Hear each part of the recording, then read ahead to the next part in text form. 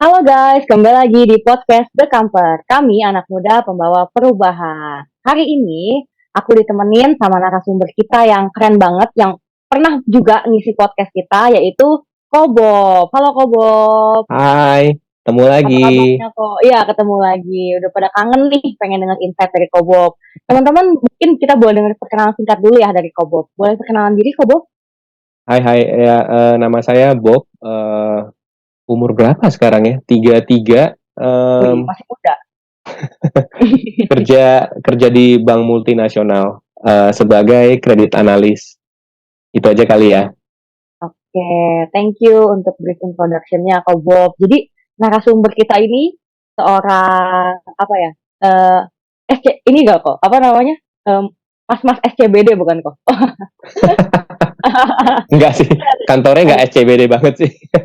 Ya, tapi inilah ya, di, apa namanya, di bank multinasional, terus kayak pengen bahas topik yang mungkin gak tertera ya di gambar ini. Worth it gak sih teman-teman buat ngerasain kerja di bawah tekanan gitu, under pressure. Nah, Kobob ini kan bekerja udah berapa tahun tuh kok? Belasan tahun ya kok? Belasan tahun, ya. Dari lulus SMA aja ya udah mulai kerja ya. Berarti Tuh kan, 17, 33 kan udah 16 tahun lah kurang lebih. ampun. Kobob udah 16 tahun bekerja gitu ya. Maksudnya aku bekerja tuh baru ya 2 tahunan gitu. Maksudnya jauh banget pengalamannya sama Kobob. Bekerja 16 tahun. Nah, aku pengen nanya nih Kobob. Mm-mm. Kobob pernah gak sih ngerasain under pressure waktu kerja? Mungkin di kerjaan, semua kerjaan yang Kobob udah jalani. Iya, under pressure sih sebenarnya balik lagi ya kalau kita ngerti apa ya sifat atau nature kerjaan kita sih harusnya sih kita kalau udah paham kerjaannya em, kan ada kerjaan yang sifatnya satu administratif, eh, Mm-mm. dua ada sifat yang pekerjaan sifatnya itu jualan gitu ya, sales marketing yang ada target. Nah, targetnya itu kan kita bisa jadiin quote unquote ya dalam tanda kutip targetnya itu sebagai pressure gitu. Itu bisa juga. Ada kerjaan yang audit, pekerjaan audit, misalkan external auditor, independent auditor, itu pressure-nya tuh sebenarnya targetnya apa sih? Targetnya sih pressure-nya udah pasti waktu. Kayak waktu mereka mengaudit, lalu kapan mereka akan dapat waktu masuk ke perusahaan, mengambil data, interview dengan manajemen. Nah, itu semua kan pressure-nya waktu. Terus ada juga pekerjaan yang emang pressure-nya itu lebih ke banyak misalkan tenaga atau di jalan supir driver pressure-nya kan pasti melawan macet, tetap tepat Betul. waktu ya. Jadi sebenarnya menurut saya semua pekerjaan tuh punya pressure masing-masing. Bahkan di tipe pekerjaan misalkan tadi yang administratif, administratif juga akan cuma admin lah nggak juga, ada pressure-nya juga. Apa Betul. misalkan inputnya Nggak yang boleh salah. tadinya ya nggak boleh salah, terus tumpukan inputnya misalkan rata-rata manusia normal bisa input di satu hari bisa input let's say 50 invoice misalkan. Lalu tiba-tiba perusahaan bertambah maju, penjualan lebih baik, invoice-nya jadi 80. Lah, yang biasanya 50 lalu harus beradaptasi dengan invoice-nya 80 meskipun pekerjaan itu administratif, itu tetap pressure gitu. Jadi Betul.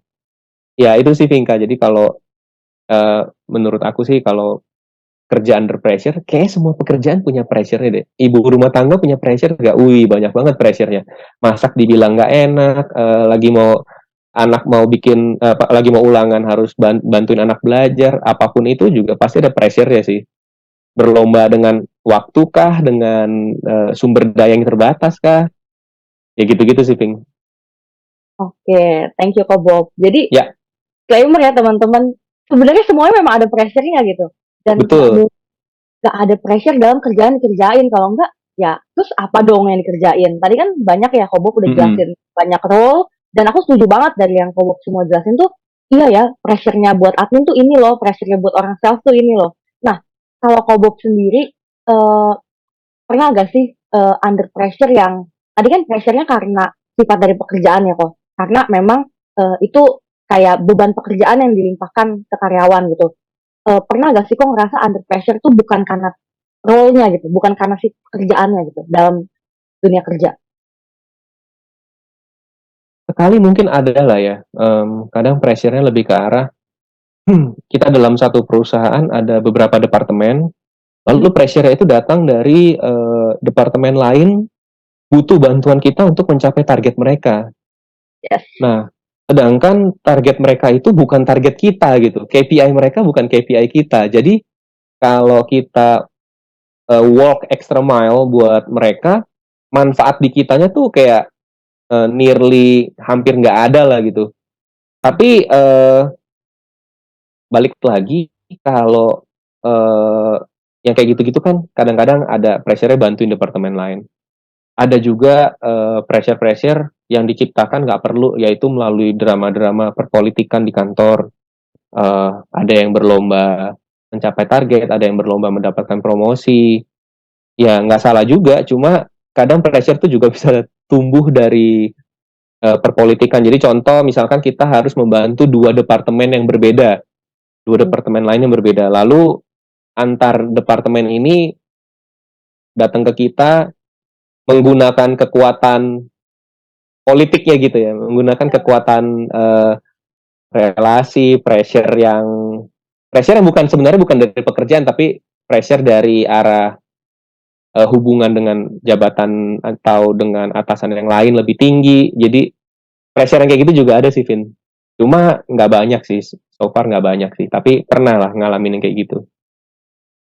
Oke kok, thanks for sharing-nya. Jadi under pressure ternyata bukan cuma karena target, karena kerjaannya, tapi perpolitikan di dunia kerja itu juga ada dan itu salah satu yang bikin kita ke pressure juga. Pernah nggak sih kok ngerasain under pressure karena eh, apa ya dituntut tidak sesuai dengan batas normal gitu. Maksudnya kayak mungkin atasan kita atau siapapun gitu kayak membuat kita tuh tertekan dengan cara yang lain tuh. Maksudnya kayak karena kita misalkan ya atau mungkin kasus yang nggak harus kobok juga gitu kayak karena kamu mah nggak bisa nyatu nih sama lingkungan kantor gitu. Kamu mah kayak maksudnya kita tuh dituntut juga untuk bisa di situ terus kayak ujung-ujungnya malah mungkin kayak disindir atau mungkin merasa kayak kok orang jadi nggak welcome lagi sama aku gitu. Pernah nggak sih kok melihat kejadian itu gitu ya? Dan orang jadi kena tekanan gitu karena hal itu. Ya mungkin kita ambil salah satu contoh ya, tadi Vinka menyebutkan beberapa contoh yang cukup baik, dan itu beberapa, cuma yang paling sering aku temukan sih, salah satunya yang aku alami juga sih sebenarnya setiap kali kita berpindah pekerjaan itu kan berganti dengan lingkungan yang baru ya, pertemanan yang baru, culture perusahaan, culture corporate yang baru. Ada misalkan kalau kita bahas contohnya, corporate yang Japanese, yang Jepang gitu kan, soal punctuality, ketepatan waktu itu nggak ada kompromi. Betul. Kalau terlambat itu tuh setara dengan meng mendiskreditkan orang lain gitu. Terlambat itu tuh mendiskreditkan orang lain, tidak menghormati orang lain. Tapi kalau mungkin di company western gitu, kayak kalau terlambat 3-5 menit itu tuh jadi sesuatu yang cukup wajar dan bukan sesuatu yang heboh gitu ya.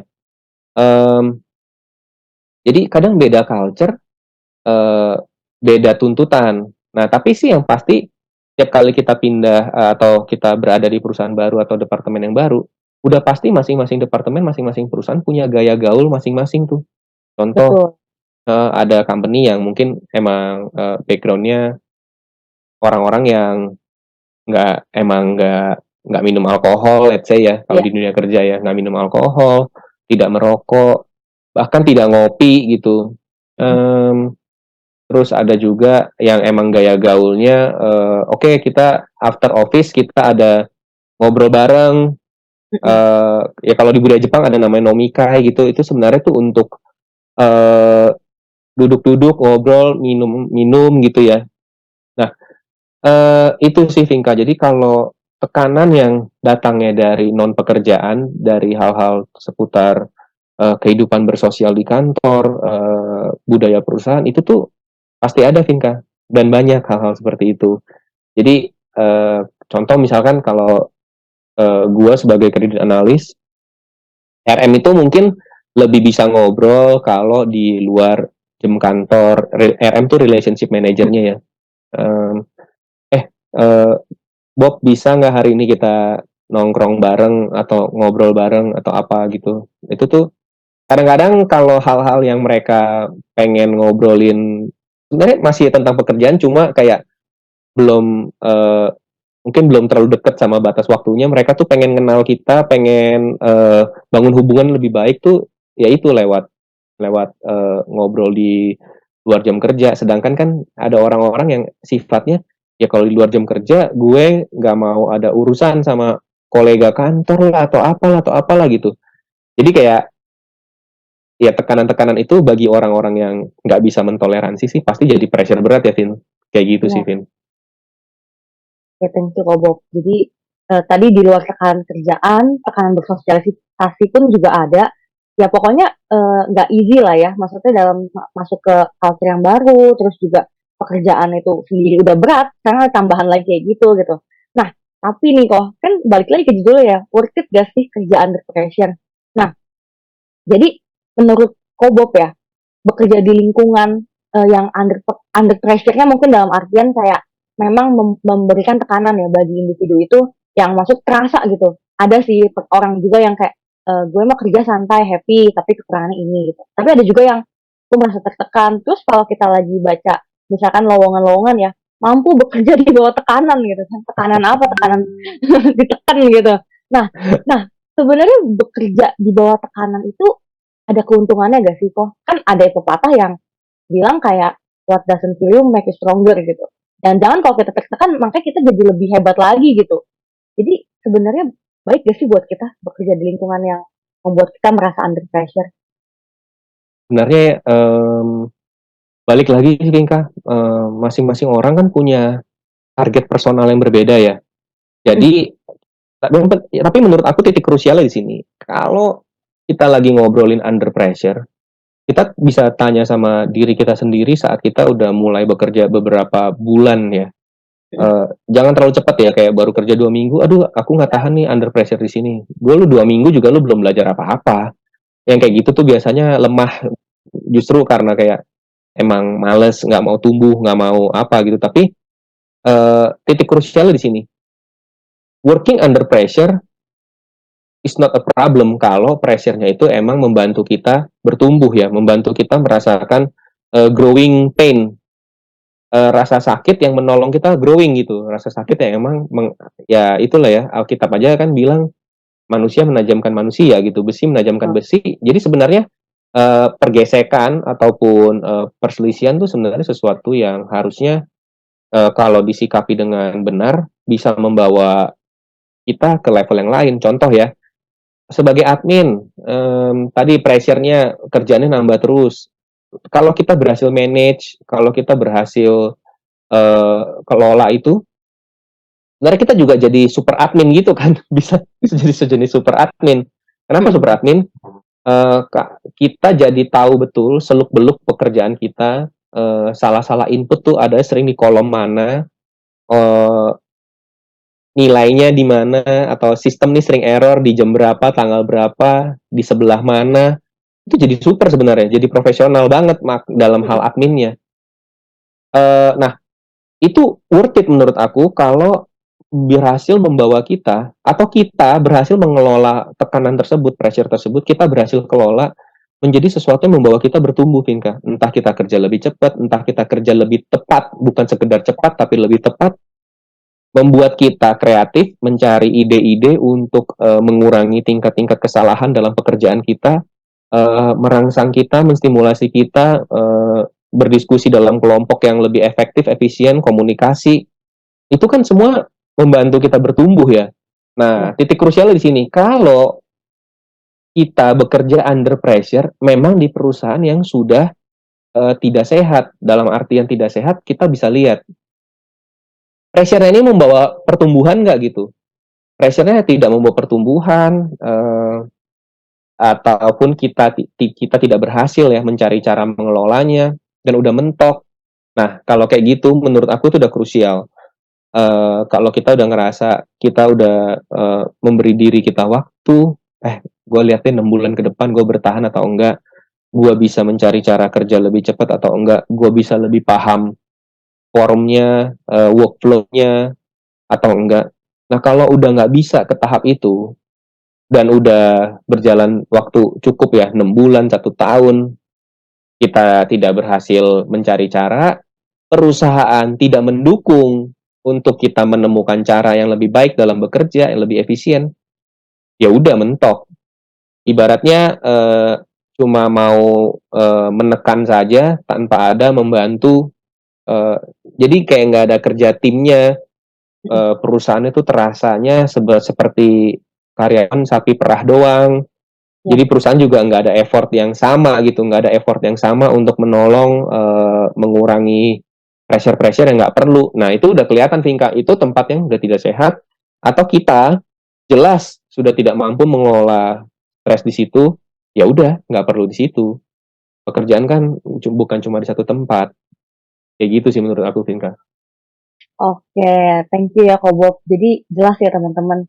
Balik lagi ya, maksudnya di tengah-tengah under pressure itu tuh kita ngedapetin suatu apa ya, kayak peningkatan value gak sih dalam diri kita? Apakah kita semakin lebih Betul. punya skill, kita semakin bisa mengelola stres kita semakin bisa ya mungkin dalam tengah-tengah under pressure itu kita jadi bagus ya kemampuan manajemennya gitu. Nah, tapi kalau Betul. balik lagi yang tadi Ko Bob bilang dari sisi perusahaannya sendiri tuh kayak gimana sih? Apakah kita memang merasa oh udah nih stuck atau gimana? Dan ya good pointnya adalah jangan terlalu cepat menilai sesuatu karena sesuatu itu memang susah di Betul. awal. Tapi Ko Bob bilang ya kalau kita udah coba dalam jangka waktu penyesuaian berapa bulan dan akhirnya oh itu hal yang bisa kita atasi. Jadi itu nggak jadi sesuatu yang ini yang menahan kita untuk bertumbuh. Betul. Thank Contoh you. terakhir nih. Contoh terakhir, sorry. Sebelum kita tutup ya. Nah, ini contoh terakhir gini nih.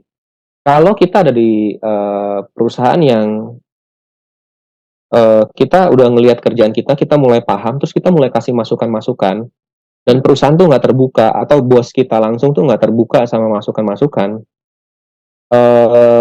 kayak nggak siap berdebat ya, nggak siap menolong bawahannya juga untuk mencapai hasil yang lebih baik, ya itu udah nggak worth it. Jadi save yourself lah, selamatkan aja dirimu dari lingkungan-lingkungan yang tapi kita juga harus siap gitu waktu bos kita menantang kita, challenge kita, usul kamu yang ini gimana ngerjainnya, usul kamu yang ini bisa nggak dikerjain ya. Kita yang punya usul juga jangan yang penting gue mah ngusul lah, orang kan juga banyak yang ngaco ya, yang penting gue mah ngusul ya, bukan yang penting lu ngusul tapi usulan lu bener-bener ide-ide lu tuh, input lu tuh bisa nggak executable nggak gitu ya, visible nggak buat dikerjain di lingkungan perusahaan ini yang kayak gitu-gitu. Misalkan kita bekerja di perusahaan kecil, ya udah pokoknya ini biar lebih efisien pasang robot gede gitu ya, ya nggak gitu. Kalau kayak gitu kan berarti kitanya juga nggak berhasil memberikan masukan-masukan yang pantas ya, yang appropriate, yang sesuai gitu. Itu sih Pinka. Thank you, thank you. Oke, thank you Ko Bob. Ini masih banyak ya guys, jadi kita pengen bahas lebih dalam lagi nih, khususnya dalam dunia kerja, gimana kita menyiasatinya, tips juga selanjutnya, dan kita akan lanjutin di sesi kedua. Oke, stay tune ya teman-teman. Thank you Ko Bob, kita akan ketemu lagi di sesi kedua. Bye-bye. Bye.